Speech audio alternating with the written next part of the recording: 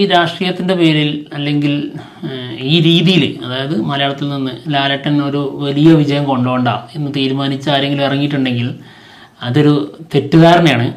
എമ്പുരാനിൽ നിങ്ങളൊക്കെ പറയുന്നത് പോലെ സംഘപരിവാറിനല്ല, നിർമ്മാതാക്കൾക്കും അതിലെ ബിഗ് ഗമ്മിനുമാണ് പൊള്ളിയത്.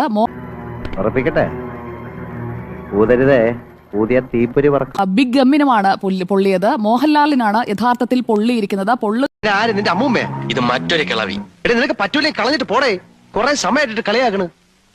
മോഹൻലാലിനാണ് യഥാർത്ഥത്തിൽ പൊള്ളിയിരിക്കുന്നത്. പൊള്ളുക മാത്രമല്ല, നല്ല രീതിയിൽ പൊള്ളി കുമളച്ചിരിക്കുകയാണ് മോഹൻലാൽ. ഇതിനിടയിൽ അറിയാവുന്ന നാറിയ കളികളെല്ലാം താൻ കളിക്കുമെന്ന് എനിക്കറിയാം. കാരണം അദ്ദേഹത്തിന്റെ വിശ്വാസ്യതയ്ക്കാണ് ഇവിടെ ക്ഷതമേറ്റിരിക്കുന്നത് എന്നുള്ളതാണ് ഇതിലെ വസ്തുത. സംഘപരിവാറിന് എന്തു പൊള്ളാൻ? ഒരു സിനിമ കൊണ്ട് സംഘപരിവാർ എന്ന പ്രസ്ഥാനത്തിനൊന്നും സംഭവിക്കാൻ പോകുന്നില്ല. അങ്ങനെ ഇതിന്റെ കൂലങ്കഷമായ അന്വേഷണം എപ്പോ തീരും വേണം? അത് certain loose ends. So you admit there are loose ends. നല്ല സിനിമയാണ്. ഇനി ഇതിൻ്റെ അകത്ത് രാഷ്ട്രീയം കണ്ടുപിടിച്ച് കട്ട് ചെയ്യാനാണെങ്കിൽ കട്ട് ചെയ്യട്ടെ, അല്ലാണ്ട് ഇപ്പം എന്ത് പറയാനാണ്? സിനിമയുടെ സെൻസിലെടുക്കുക, രാഷ്ട്രീയത്തിന്റെ സെൻസിലെടുക്കുക. ഒന്ന് തുനിഞ്ഞിറങ്ങിയാൽ മോഹൻലാലിന് തീർക്കാൻ പറ്റാത്ത റെക്കോർഡുകളൊന്നും തന്നെ ഇല്ലെന്ന് അദ്ദേഹം പല ആവർത്തി അടിവരയിട്ട് തെളിയിച്ചിട്ടുണ്ട്. മേക്കിംഗ് ഒക്കെ എക്സെപ്ഷനാണ്. ഇതേപോലെ ഇനി പടം കേരളത്തിൽ വന്നെങ്കിൽ തേർഡ് പാർട്ട് തന്നെ വരാനുള്ളൂ. അത് ഇപ്പം ഇങ്ങനെ എന്താ പറയുക, നമ്മുടെ ഇൻഡസ്ട്രി തന്നെ നമ്മൾ തന്നെ ഡീഗ്രേഡ് ചെയ്തുകൊണ്ടിരിക്കുകയാണ്. നരേന്ദ്രമോദിയും അമിത്ഷായും അവർ രണ്ടുപേരുമാണ് ഇതിനകത്തെ പ്രധാന വില്ലന്മാരായി പോർട്രേ ചെയ്യുന്നത് എന്നതാണ് സിനിമ കണ്ടവർ പറയുന്നത്. ഞാൻ കണ്ടില്ല, പക്ഷെ കണ്ടാൾ ഇതേം ബാക്കിൽ എന്നോട് പറഞ്ഞു. ഓരോരുത്തര് ഓരോ വാക്ക് പറയുമ്പോൾ അവർ ശ്രദ്ധിച്ചും വേണം പറയാൻ. കാരണം അവർക്കറിയില്ലല്ലോ പടം കയറി കൊളുത്താൻ പോണ കാര്യം. പടം എന്തായാലും കയറി കൊളുത്തിയിട്ടുണ്ട്. ഇപ്പോൾ തന്നെ 250 കോടി ആവാറായി പടം. നല്ല സന്തോഷമുണ്ട്. പോർട്രേ ചെയ്യുന്നത് എന്നതാണ് സിനിമ കണ്ടവർ പറയുന്നത്. ഞാൻ സിനിമ കണ്ടിട്ടില്ല. നീ ഇത്രയും ഭയങ്കരനായ വിവരം ഞാൻ അറിഞ്ഞില്ല. ഈ സിനിമ ഇവിടെ ഇരിക്കുന്ന ആരും തന്നെ കണ്ടിട്ടില്ല എന്നാണ് ഞാൻ മനസ്സിലാക്കുന്നത്. അപ്പോൾ ഈ സാറ് കണ്ടു. ഓക്കെ, അല്ലേലും ചില പോത്തുകൾ അങ്ങനെയാണ്, മറ്റുള്ളവരുടെ ജീവിതവും വഴിയും മുടക്കി അങ്ങനെ നിൽക്കും. മലയാളിയുടെ മനസ്സിൽ കയറിക്കൂടിയ മോഹൻലാലിന് ഇത്രയും ചീത്തവിളി കേൾക്കുന്നത് ഞാൻ ഇത്രയും കാലത്തിനിടയിൽ ആദ്യമായിട്ടാണ് കേൾക്കുന്നത്. ഒത്തുതീർപ്പിന്റെ സമാധാനത്തിന്റെ വഴിയിലേക്ക് ഇറങ്ങി വരണം.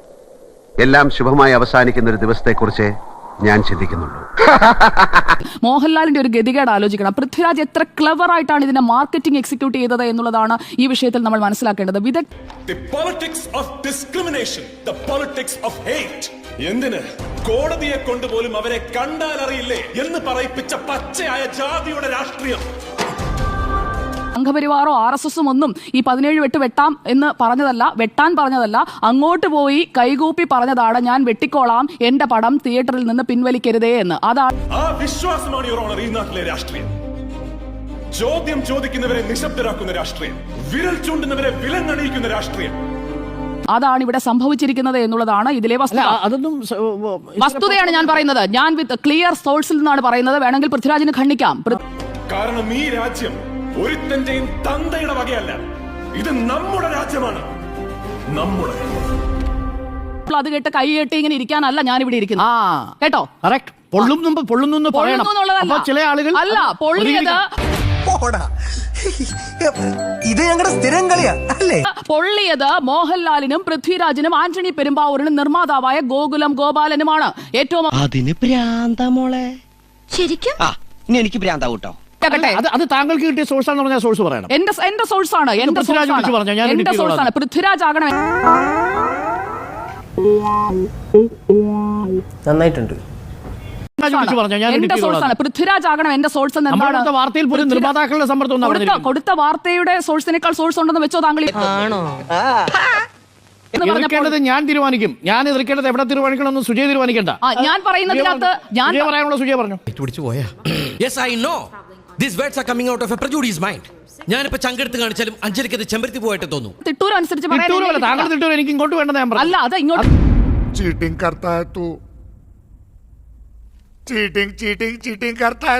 ഡോക്ടർ അരുൺ, വെട്ടിയ പടം ബുധനാഴ്ച തിയേറ്ററിൽ കാണാൻ താങ്കൾ കാത്തിരുന്നു. താങ്കൾ പറയുന്നത് പോലെ വെട്ടിയിരിക്കും. 17 വെട്ടെന്നല്ല, അത് മാത്രമേ. ഒരു മാധ്യമ പ്രവർത്തക എന്ന നിലയിൽ സുജയ പറയരുതെന്ന് ഞാൻ ആഗ്രഹിക്കുന്ന ഒരു കാര്യമുണ്ട്.